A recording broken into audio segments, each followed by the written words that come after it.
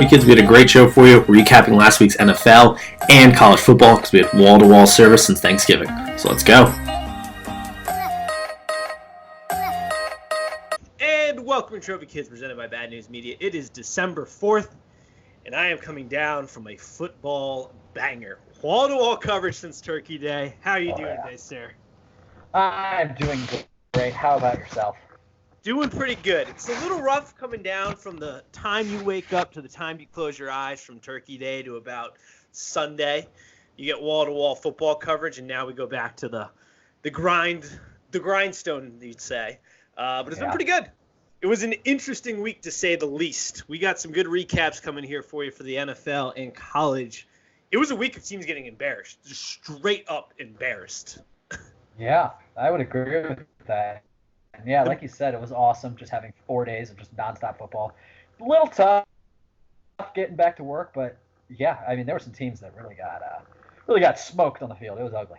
Oh, it was bad. We'll start with last night's game, which I watched most of it. I ended up passing out about late into the fourth, about 2 minutes left. At that point, the game was essentially over. But Russell Wilson, I mean, the Seattle Seahawks, that is a legit football team coming back, being down in that game.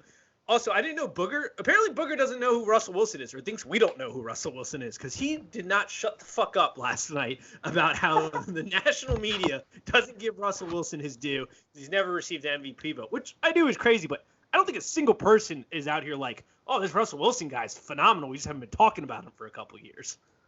Yeah, I agree with that. I think Russell Wilson's he's a very well-known quarterback. I think a lot of people would probably say he's top 5 quarterback currently in the NFL, and I don't feel like he's disrespected. Maybe he should get some MVP votes. I do agree with that. But Russell Wilson's a pretty well-known player, Pro Bowler. I mean, I don't know what the hell he's talking about. I don't either. And he kept bringing it up, too. It wasn't like one thing in the beginning where it was just maybe a mind bump where he was like maybe a little nervous because it's a big game or something. But no, he just kept bringing it up all night. I was like, what the fuck's going on with Booger?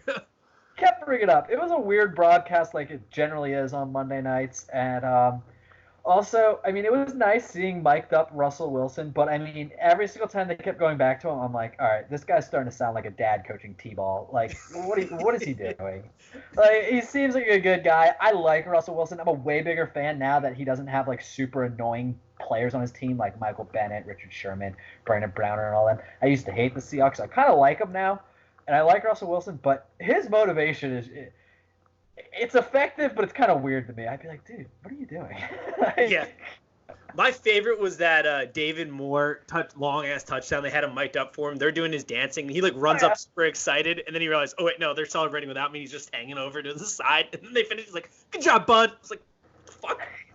All right, 40-year-old dad. Pass along.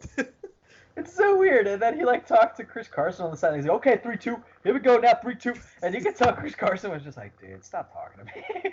I'm sure they all love Russell, but I'm sure sometimes they're like, can we stop this, rah-rah type? I mean, I don't know. Yeah. This was my thoughts. Brings you back to the T-ball field like you're saying there with the dad. I know. I'm like, what is this guy doing?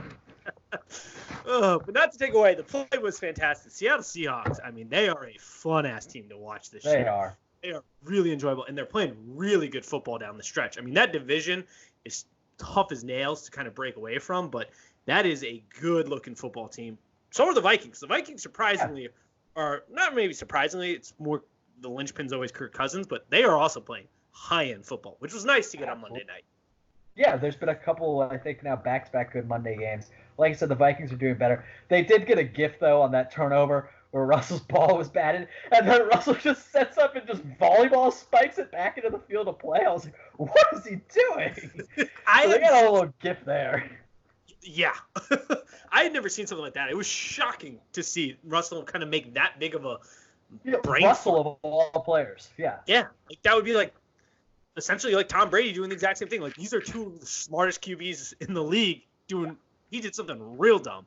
Bonehead. That division, tough as nails to get out of it. Rams are 7-5. They're not a great football team, but they're third in that division behind 10-2 teams, which is just tough to try to come back from, which I think just gets it maybe not embarrassing, but we'll kind of back it up to the first game of the week because it started off with a banger, 49ers-Ravens. Lamar Jackson might be the greatest football player I made him be not the greatest football player, but having the greatest football season I have seen in any recent memory. Like, that man is on fire. And the Ravens are also a fun-ass team to watch this season. Yeah, the Ravens are unreal. Lamar Jackson basically plays two positions. I remember back in August, my fantasy team sucks, so it didn't really help me. But I remember saying to our group in fantasy, your teams all look good and all, but my quarterback's going to run for 1,100 yards. I kind of said that as a joke, but he's going to run for 1,100 yards. Oh, yeah. Big time. This is insane. He might run for more. I mean, it is insane the way that this guy plays. And he's so fun to watch. The Ravens, I mean, got to give credit to John Harbaugh, who just brought him in, completely just made an entire offense for him. I mean, the coaching staff there. So you got to give them a lot of credit as well. The Ravens are awesome. I love watching them. Huge credit. And you saw the reports coming out about, league front offices looking back through their scouting reports, like, how the hell did we miss on this guy? And don't get me wrong, I thought it was a big miss at the time when he fell kind of in the draft. I thought he was going to be a player that could really kind of explode on the scene if he got into the right situation, which is key. All these football teams need to realize it's the same thing like when you sign any player for that matter. If you try to put a square peg in a round hole, it isn't going to fit. Credit, like you said, to the Ravens for really doing just reorganizing their entire team and structure, where they went out, they got an offensive coordinator who could build an offense completely tailored to him. They kept RG3 on the roster, even though, that's kind of dead cap space, especially last year, just to mentor him. And they've completely changed their offense to make sure that this kid has every opportunity to succeed. And then it's just on him, which that should really be your story. Whoever you draft, you need to make sure your football team is designed for them and not try to fit them into some system that doesn't work for them. Because when you do, you have explosive football. Yeah, exactly. Also in that game, just to give credit, San Francisco, they're still fine. Just because they lost, I mean, yeah, they're fine. They're a good fucking team. They could beat the Ravens, as we saw. I also think it's kind of funny how I think San Francisco has come to the East Coast twice this year, Skins and Ravens, and both games are just downpours. They're probably just like, we're never coming back to the East Coast again. This sucks. Just the shittiest weather, and it was freezing too, like freezing rain. Like, I was talking about it on the couch. I was like, that has got to be the absolute worst to play in. Like, I didn't mind playing in the rain when it's like hot summer day or something. As defensive player, it's like I don't have to worry about catching the ball. I'm just flying around. But freezing rain, nope. See you later.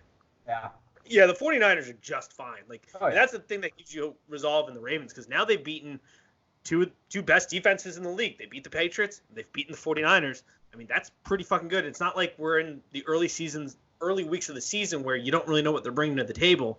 You can game plan for these guys, and they still do exactly what they want to do on the football field. It's impressive as hell. It's super impressive. And maybe excluding maybe like the Saints, who the Ravens haven't played. No, they haven't. Well, they don't. They beat the top three teams in the league. They beat Seattle, they beat the 49ers, and they beat New England. So, I mean, they are riding as high as a team possibly can ride right now. That is a battle-tested team, which is scary, because you had the Patriots, which were bouncing a little out of order. I don't necessarily know if you're hitting the panic button yet on them, but that is a little tough, what you saw down in Houston this week, especially with the linebacking core for Houston showing up in SWAT gear. Normally, you'd be like Patriots by 1,000,000, and this year it's not looking pretty offensively for the Patriots right now. It's not. It doesn't seem like Tom trusts anyone other than like Julian and, I mean, maybe like James White, Rex Burkhead. Yeah. I mean, he trusted them, but he doesn't seem to trust any of his receiving core right now. That's an issue for the receivers, but it's also an issue for Tom. Tom is starting to maybe slow down. Yeah. You knew it was going to happen eventually. The guy's like 41, 42, so you knew it would eventually happen. And I'm not saying it has happened, but it seems like he's really starting to slow down. So I don't know, but Houston really, I mean, they really couldn't play. Yeah, I mean, it was bad. It was ugly. That score was kind of close. That game was not close. Yeah, I think the problem with Tom, I don't know if I'm going to go with he's on the decline yet, because people have been made foolish with that take, and I'm not. Oh, yeah. When I see it officially kind of really go downhill, they're still a 10-2 team, right? 10-2. Yeah. He can still kind of fling it. The problem is he is at the point in age where you need to give him weapons to sort of help him out, because he is not going to be able to just kind of throw it around to absolutely nobodies like he's done most of his career, not his entire career, because he did have Randy, he did have Gronk, for periods of time. There have been some real talent on that team, but in the early days, maybe not as much. Yeah. No offense to Deion Branch, but you weren't kind of Hall of Fame talent there. It is one of those things. As soon as you double Julian, nobody else is getting open. There's no trust level there. It is one of those situations, too, where you're in the season. You can't really go out and get anybody at this point in time. So I don't know what the answer is there. Maybe it is kind of going old school football and just hoping the defense holds out and then just grinding offenses to a halt defenses to a halt by just running the ball a bunch and doing some real short kind of throwing Julian Edelman in the slot. But it's going to be Bill Belichick's finest hour if he can get that offense to kind of roll this postseason. Yeah, I agree. I mean, I've been seeing, the whole Antonio Brown rumors swirling around. I don't see it happening. They don't have any sort of ruling on what his punishment is, if there is a punishment, if there's not a punishment. I don't see the Patriots taking on that headache, just kind of a bunch of unknowns with him. So maybe it'll happen, but I don't see them taking Antonio Brown. Yeah, and credit too to the Texans. I feel like we've talked too much maybe about the Patriots in this situation. The Texans, I thought by this part of the season would start to fall apart. Like the wheels would just start to fall off the bus as they always do, and they're not. Like they are playing high-end football, which is impressive without their best player, J.J. Watt. Well, you can probably say Deshaun Watson is up there, but one of their best players on that team, J.J. Watt, and they're still playing phenomenal football. They're sitting at 8-4 with the Titans charging, which we'll get to here in a little bit. But that is a hell of a football team right now that's looking good coming down the stretch. Yeah, they are. And just quickly back on the Patriots there, maybe they shouldn't have gotten rid of Josh Gordon. Just saying. Yeah. Might have been a mistake in hindsight. Probably was a mistake. Tom seemed to kind of trust him, and Josh Gordon can make plays with bodies around him. Kind of dumb of them to get rid of him. I would agree. That's actually a very good point to kind of circle back around, too, because Josh Gordon is, like you said, a guy that Tom Brady seemed to trust. He was playing really good football. I don't care if he's maybe not tuned in perfectly to the Patriots way, which is kind of the spin they tried to send out when they got rid of him. I didn't really buy it that much at the time. I don't know what the issue was, but yeah, it was weird. Yeah, it was weird because he did seem like he had kind of pulled his life around together, and he was really dedicated to football. That was what the story was for most of the season. But yeah, that really could come back to bite him in the butt. And Seahawks, once again, they're turning not necessarily into the Patriots because they don't have the pedigree and the resume, but that organization is very similar run if you look at it from that thing. And they went and they picked up the Patriots garbage. One man's garbage is another man's, what was it, gold, treasure, whatever. Treasure? Yeah, there we go. Got that with Josh Gordon. But the Houston's looking good. I kind of alluded to it. I think it's a good point to put it up there. The Titans. Oh, yeah. Are the Titans for real? I mean, they might be doing it right now because they are fast charging ever since making the switch to Ryan Tannehill. Who would have thought that would have been the story? Making the switch to Ryan Tannehill is making you a playoff contender. Yeah, that's pretty bizarre. I remember when we were doing our NFL preview for 16 weeks in the summer. I remember saying, I didn't mean this in a way that he would take the team to another level, but I remember saying I could see Mariota losing his job to Tannehill. Now that didn't mean I thought they were going to be good, but they appear to be good. And this is always we're kind of getting into Derrick Henry season. He likes to dominate the last 6 games of every season, and he's doing that right now. That is an understatement. He is absolutely taking over the league. That is the man around town here. And I get it. Who wants to tackle that freak in the cold weather? Because he is an athletic specimen and is absolutely dominating the foot game. Because I have him on one of my fantasy teams, and I keep track of him every week because he is much-watched football. But if you get him going, plus a half-competent quarterback in Ryan Tannehill, they got something special brewing down in Titans land. They might fuck around and win themselves a playoff game or two. Because that is a competent offense now with a very good defense flying around making plays. Yeah, I mean, the Titans have always kind of randomly, not always, but recently they've been kind of limping into the playoffs, and then they're kind of a team that no one seems to want to face.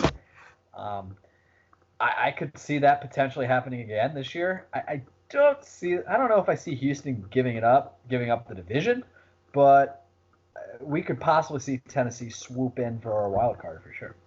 Well, here's the thing. We're going to learn real quick what type of football team this is because they have got themselves a tough schedule down the stretch. They're playing the Raiders next week, which the wheels are falling off the bus very quickly there. Then they got the Texans, the Saints, the Texans. So we're going to learn real quick what type of team this football team is. They play Texans at home, Saints at home, and then they got to go to Texans to finish out the season. But that is going to be some must-watch TV down the stretch because they're playing good football on both sides of the ball. Vrabel's got them going, and it is Derrick Henry year. Like, it is that time of year, as you said, where he just takes off. That 6'3", 238 with like 4.5 speed coming down the tracks. Get out the way is what every single defender's thinking. Yeah, absolutely. That schedule you just mentioned, if they win that first game against Houston, there's potential that Week 17 matchup could be for the division, which would be huge. If not, maybe Houston will have it wrapped up and they'll be resting starters, and Tennessee can just coast their way to a wild card berth. But that Week 17 matchup could be big time. Yep. How about our Colts bet too? Our long-term Colts bet. They're having us sweating this out there, but that was a huge win for us. Yeah, the Colts taking the L there was massive for us. They have to win out, and they played the Saints in one of the games. So I'm feeling real confident there. I'm thinking under 9.5 is just about guaranteed at this point. They go 3-1 down the stretch, and we win that bet. They're kind of there for a playoff push, perhaps. They're out of the wild card spot right now, so I'm a little. There's still a little sweat with the wild card part of it. But I think you and I are pretty much good on the under 9.5 dubs. Yeah. So.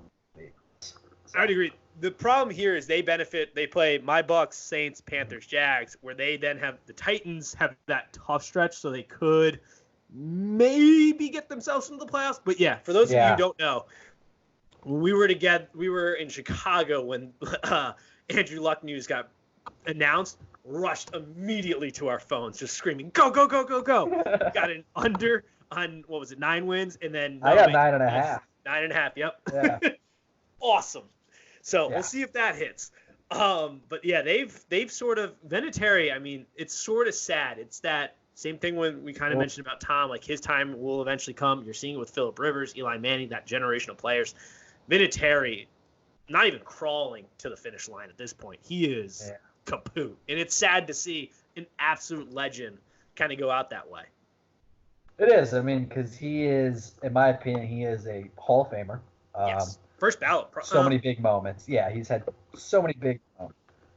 He might be. He might be. I don't know if really they put in. Do they put in kickers first ballot? I mean, I feel like they should. He's probably the best. I haven't looked it up, but I would assume he's probably the best kicker there ever was. I mean, the guy is an absolute legend in the game.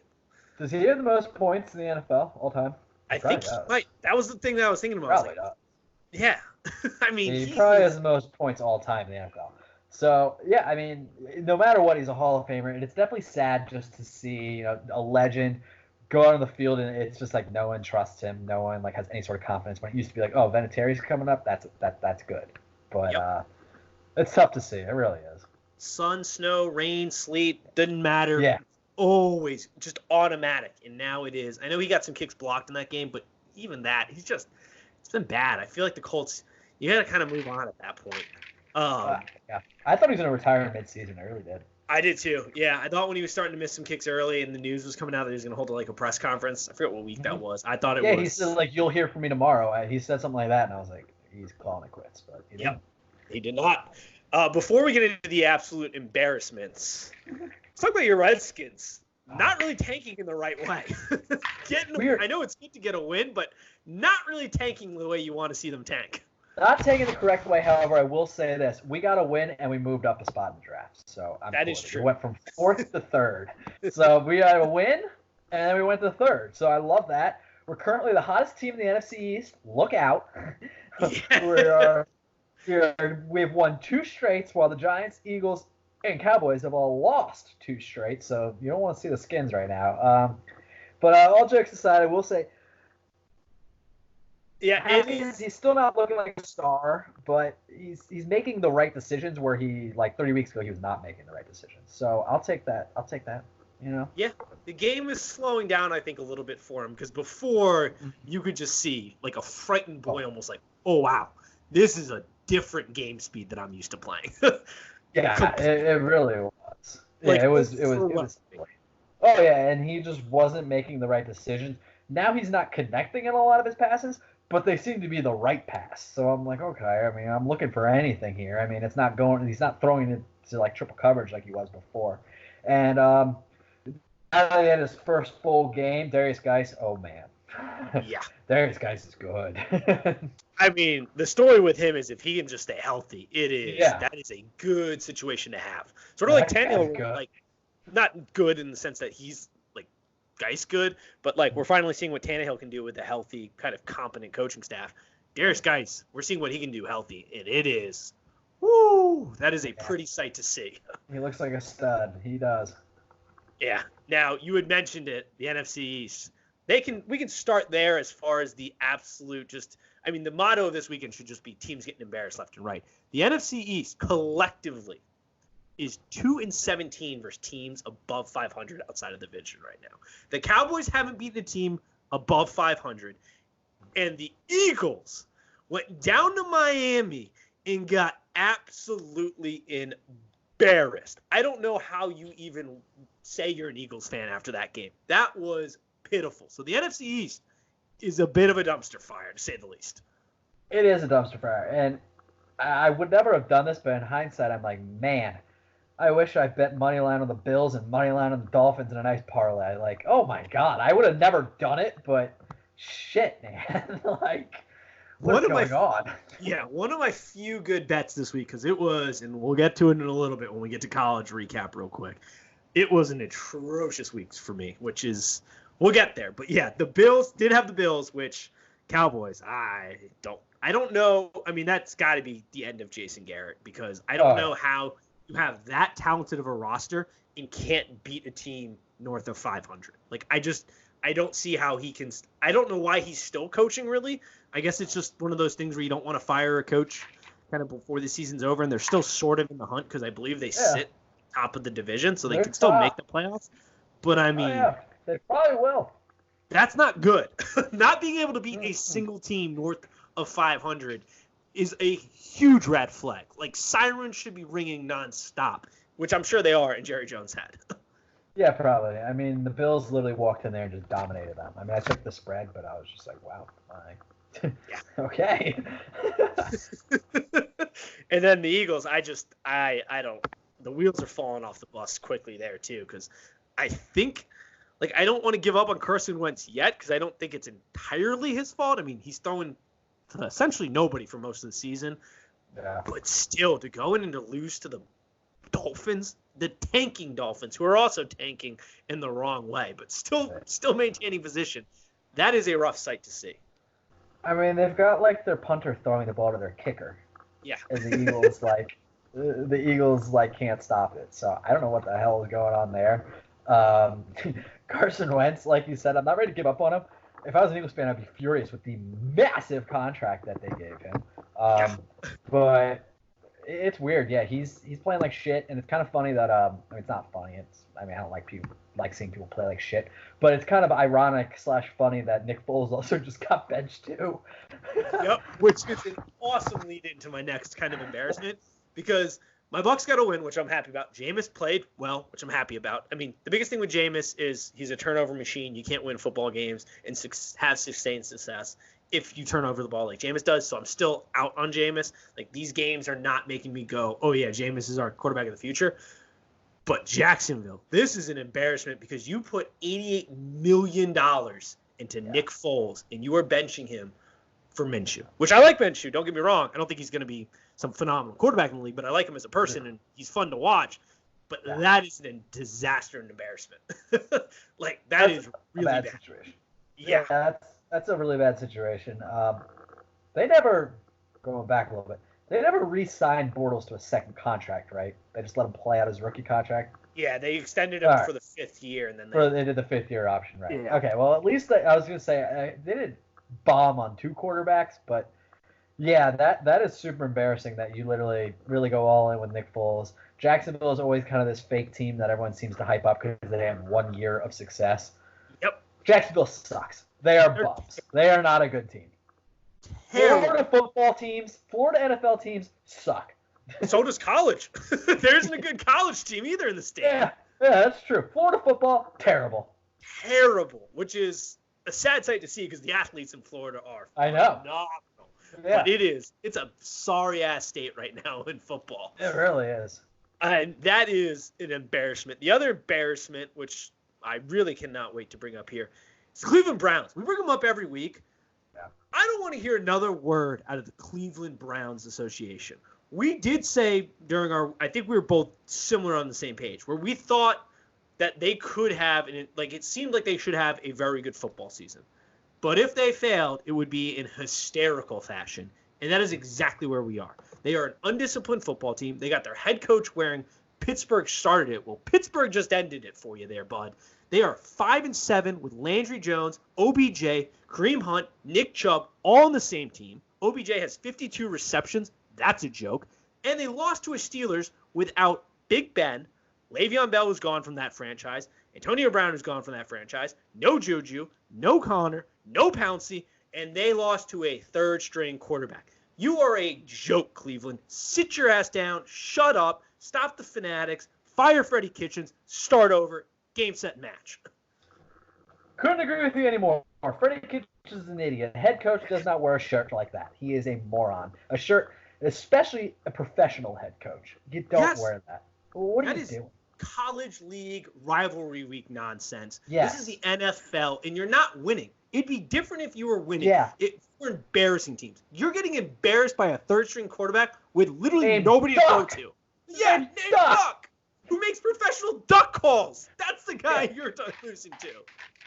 Exactly. Yeah, Cleveland's annoying. Cleveland can go to hell. One other team I quickly want to mention, I think it's kind of funny how the New York Jets go from losing to a winless Dolphins team, then win 3 straight, and then lose to a winless Cincinnati Bengals team. Yep. That's hilarious. It was the next point I was getting to. They're the only team in the history of the NFL to lose to 2 0-7 or worse teams in the same season.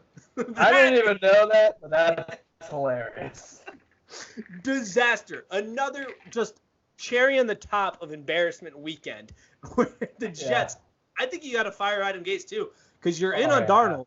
You can't have that guy screwing up that development because you're in on him. Like, I'm pretty sure the Jets are sold and going, Darnold's our guy, which I don't know if going to work out in the future, but they're in on him, which they're only a year or 2 into his deal. You got to get a coach that can sort of mold him because that is not something you cannot have this. That is an embarrassment. They scored like 6 points, didn't they? Yeah, it was 22-6 against the Bengals, who have been in defense competitive, but they still haven't won a game this year. And they had Andy play, and I know that sounds like, well, they should have lost, but at this point they needed Andy if they wanted to get a win.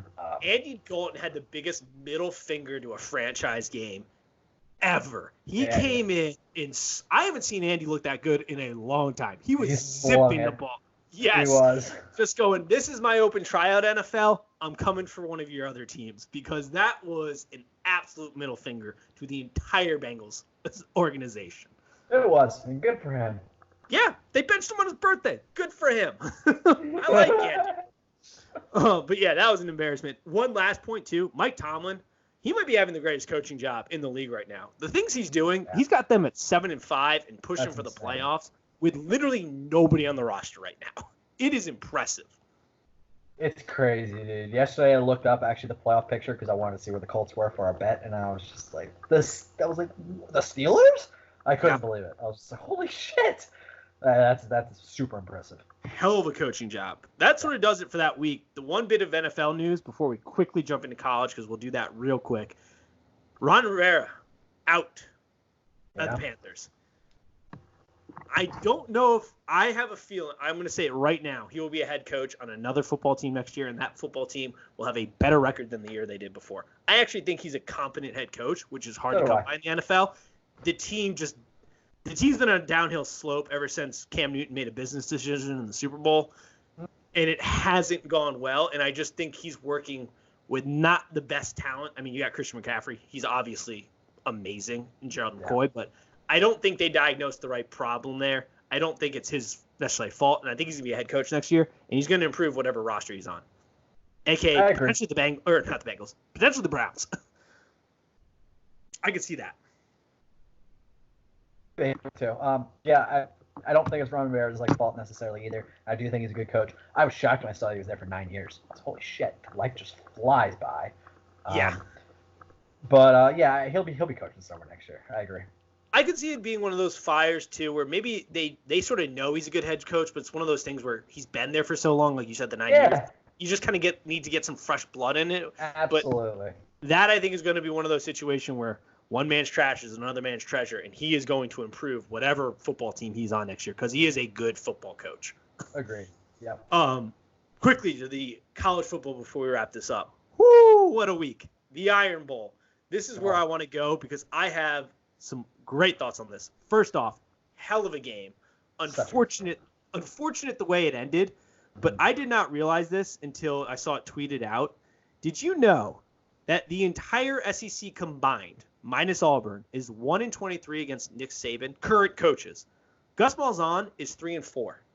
That is hell of impressive for a guy who is essentially an 8-win coach at Auburn, which I think Auburn's probably going to be fine with if they keep beating Alabama here like they have been. Yeah. But I did not know that. I mean, it makes sense because Bama almost never loses. But it's insane that Gus Malzahn is the guy that keeps beating Saban. That is pretty crazy. I did not know that as well. But yeah, it does seem like if anyone ever beats Bama, it generally is Auburn. Awesome game. Like you said, the ending did kind of suck. I would have liked to have like a more exciting ending. The way they lined up, the way they confused Alabama in order to get the penalty, genius. Yep. In my opinion, that's people like to compare Saban and Belichick. No. What Auburn did is something Bill would have done. Yep. Not something that Saban did.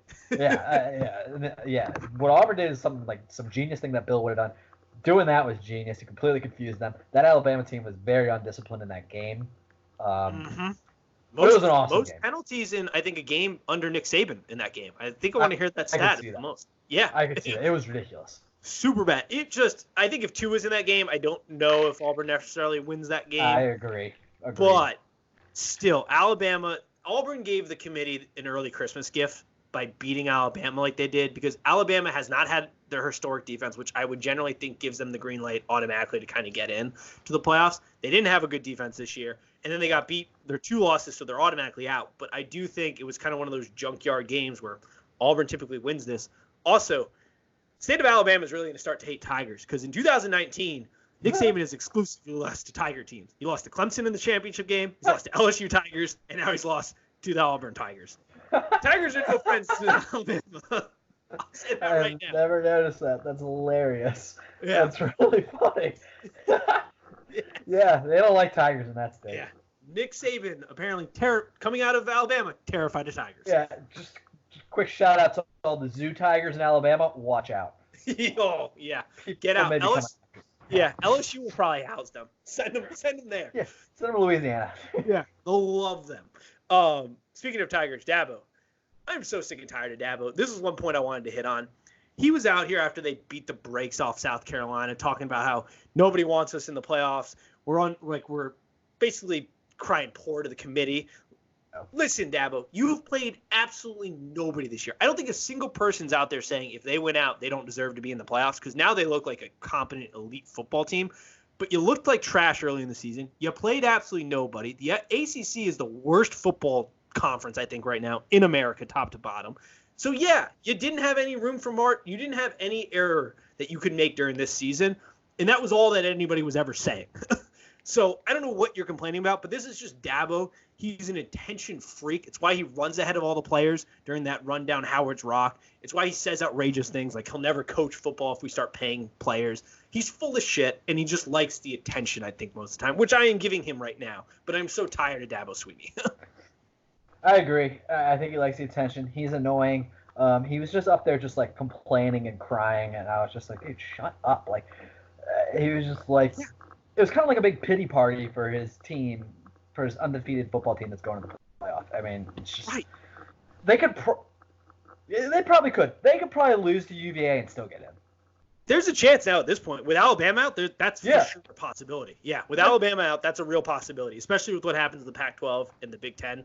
Or not the Big Ten. With the Oklahoma-Baylor game. Yeah. But, yeah, that's a real possibility. It's just one of those things where it's like they were ranked outside the top 4 because they just hadn't played anybody. They haven't played a single elite team or an elite defense at all this year. So we have yeah, they're now playing good football. They're kicking the shit out of teams like they have been, but they almost lost to a terrible UNC team, and they just weren't playing good football at the beginning of the year. So all the criticism was fair, and it was simply, hey, you start winning games and you win out, you're in. Like, I don't know what he's complaining about. Looking to complain, yeah. Yeah, looking to complain. And it's seeking attention, as always. The last bit I did want to hit about Michigan, Ohio State. Oh. First of all, Oh. Ohio State. Oh, They are they're looking good. Very good. I will say, I was surprised Michigan was able to eliminate Chase Young. Like, did he dress for the game? Because I don't remember seeing him at all. That's That true. was impressive by Michigan. I will give them that. And that kind of maybe sets up a formula because they did look a little beatable on defense if Michigan had been somewhat competent. The real story is how brain broken Jim Harbaugh is because Michigan football, like, I think this is what you just have to be okay with. I don't know if you have some thoughts on this, but like, I think you just have to be okay with being the fourth best team in the Big Ten and winning maybe 10 games a year because I don't see how it gets better. And Jim Harbaugh just seems incapable of developing talent to compete against Ohio State, Penn State, and just being a top team. I agree. They kind of just need to realize they are who they are, and this is who they've kind of been for like a long time now. Yeah. And their fans are kind of delusional. I won't lie. But this is kind of being a complete bystander and just a college football fan. This is who Michigan is to me. I mean, Ohio State historically is better than them.